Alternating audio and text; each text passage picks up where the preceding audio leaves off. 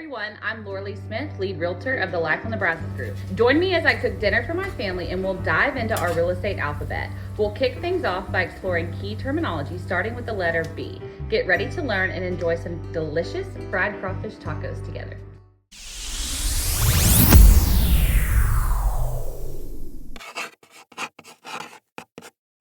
Okay, so today we are making fried crawfish tacos.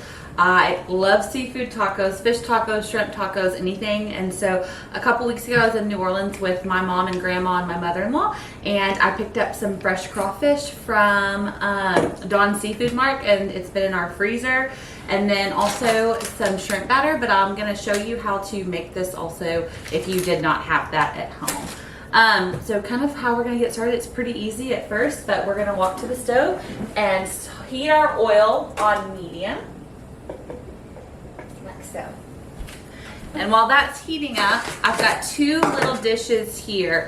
So the first one, I'm gonna put this fish fry mix in there, but if you don't have like fish fry mix, all you need is a cup of cornmeal, some Cajun seasoning, salt, and pepper, and to your taste, so whatever suits your heart.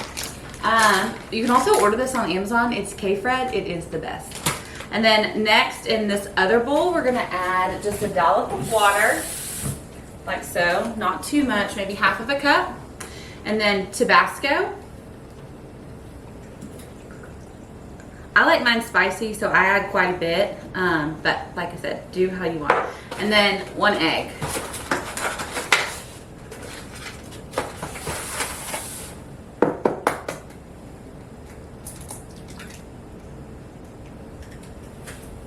Grab a fork and just mix up your egg water mixture and Tabasco. We're just trying to get a liquid base on the crawfish, and they come seasoned, and so we didn't want to put too much spice. We don't need salt, pepper, or anything like that. And also our batter is seasoned, so just enough to get them wet till they're really soaked in that batter. While I'm waiting on the oil to heat up, our first B of our real estate terms is bankruptcy. Bankruptcy, it's just not a good thing. And this usually happens when you get overextended on certain different things. And the first thing that you need to know about bankruptcy is if you do ever have to file bankruptcy, they can't take your homestead. So it's make sure that you have your driver's license updated to your address that you own, of the house that you own. And then also make sure that you have your homestead exemption in place as well, because if you do ever get in a position to file bankruptcy, they cannot take your homestead. So while we're waiting on our oil to heat up, it does take 3 to 5 minutes. I wanted to go over really quickly what you're going to need for the entire taco. So for starters, crawfish, you can find them at H-E-B in the freezer section if you can't make it somewhere that sells fresh crawfish. You need cornmeal, Tony Chachere's, or any kind of Cajun seasoning, salt and pepper, or finding a fish fry batter that you like. Eggs, 1 egg, some hot sauce, some coleslaw mix, shredded cheddar cheese, mayonnaise, lime, and then we'll use this to make an aioli for our taco. Avocado makes everything better. And then fresh tortillas. They have to be fresh to be good.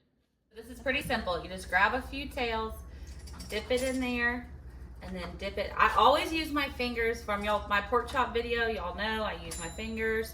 But if you don't like touching meat and things like that, of course you do you. But I use my fingers, and I try to keep one clean hand at all times. And then what we'll do, so we're gonna test out our grease. Perfect. Put them in there one at a time. You don't wanna crowd the pan. When you crowd the pan, they don't get crispy. And this crawfish comes pre-cooked. So all we're doing is just making sure our batter gets crunchy. We're not cooking it. We don't have to worry about, anything like that. We just want crunchy batter on the outside of our tacos. While I'm doing this, our next B word is broker. So there is a difference between a broker and a realtor. Now a broker is a realtor, but a realtor is not always a broker, if that makes any sense. So a broker has the opportunity to be able to own their own company if they wanted to, but they take a couple more continuing education classes. But when you're a team leader like I am, you have to take the same education even if you aren't a broker. but they typically own companies. They are kind of at the top, and if you are a broker but you work under a different broker, you go by the word broker associate. Also, when you work in small batches, then you don't overcook your food. So I think that also helps too. And if your oil gets low, you just have to put a little bit more in it. No big deal. So I fit about 20 tails in there. This is a really small pan. I didn't have a ton of vegetable oil, and so that's why I chose this small pan. But if you're using a bigger pan, then definitely, please, you could cook a lot more. But like I said, I didn't have a ton. And you want your oil to be about, I don't know, an inch thick or so to make sure that it really fries on all sides. I'm gonna wash my hands and I'll be back.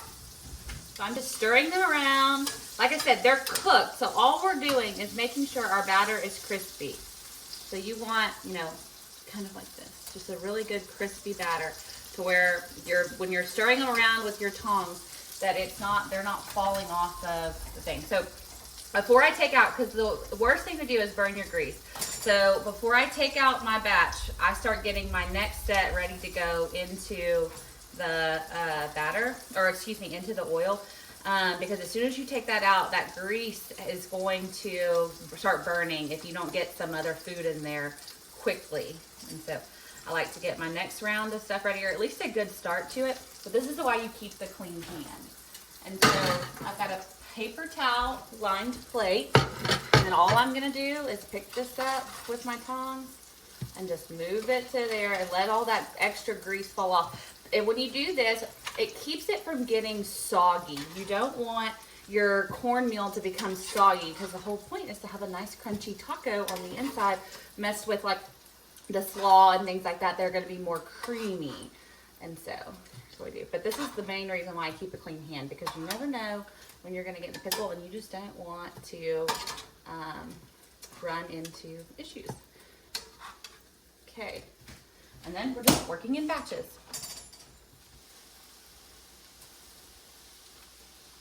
Also, if you like crawfish, fried crawfish makes great appetizers.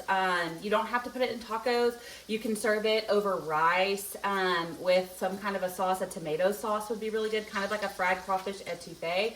If you wanted to make fried crawfish, because it's really easy to make, you could serve it on a plate with a remoulade sauce. I think that would be really good. And a relish tray. I think your friends would be really impressed. So just some ideas if you don't want to eat it as a taco. Definitely something, and it freezes beautifully. So crawfish tails freeze great. That's why when you go to seafood markets, especially in Louisiana, they keep that stuff. They season, boil, and then they put it in and they freeze it. And so then you can take it out and use it whenever. While the crawfish is finishing up, we're gonna make our aioli that goes with our taco.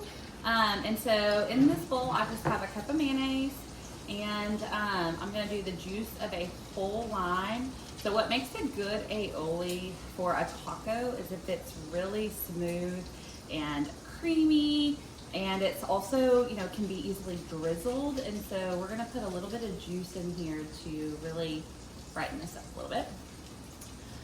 So that Tabasco, just a little dab will do ya, and then sriracha. Now this is Yellowbird. Yellowbird's my favorite, but whatever you want. And you're just gonna get a fork. You're just gonna get a fork and then stir it around like so, just until you get the consistency that you like. And if it doesn't feel like it's how you want it, add a little bit more of this, and then you can taste it. Now I don't eat mayonnaise. This is for my husband only, but I make this so often I know pretty much how the recipes go. But you want it to have a nice drizzled texture. Like so, like so, like so, like so. Because you want it to be able to drizzle on your taco. That's what makes a sauce. Is what makes a taco. So right now, it's just me eating, and so I went ahead and sliced this avocado, and then I'm gonna leave the seed in this one. My husband will be home later for dinner, and it'll be ready for him when he gets here. So before I plate our tacos, our last B is a buyer's market. So that essentially just means that there is more inventory, and inventory is homes for sale, than there are buyers that are purchasing them. And so when we get a bunch of inventory, but to have a smaller pool of buyers, buyers typically are able to negotiate seller concessions, price reductions, repairs a lot more quickly and effectively with the sellers because there aren't a ton of buyers and that seller doesn't want to lose you. So now, like our delicious tacos. So 2 flour tortillas, and then we'll get our crawfish here. And then, I don't know, just a handful, whatever your heart desires. Enough to where you can taste it, but not enough to be overpowering in each taco.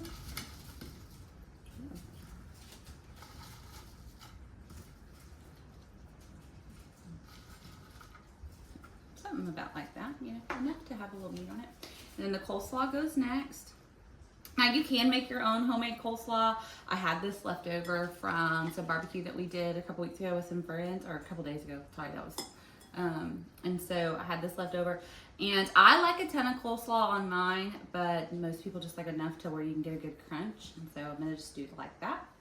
And then I put the sauce directly on top of the coleslaw just to make sure that that coleslaw really soaks it in. And so a little drizzle here and there. And see how you want that, because if it was a thick sauce, you wouldn't be able to get it all over the taco, which is why I do it the way that I do it.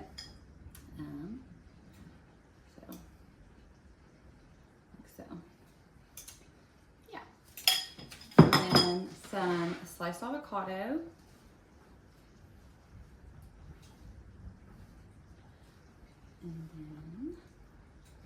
And I don't put the whole big slices. I try to break them in half so you get like a little bite in each one, or each bite. And then let me wash my hands. And then from there, cheese on top. And of course, if you want more Tabasco or anything like that, you can definitely put that on there, whatever your heart desires. But this is Laura Lea's Fried Crawfish Tacos.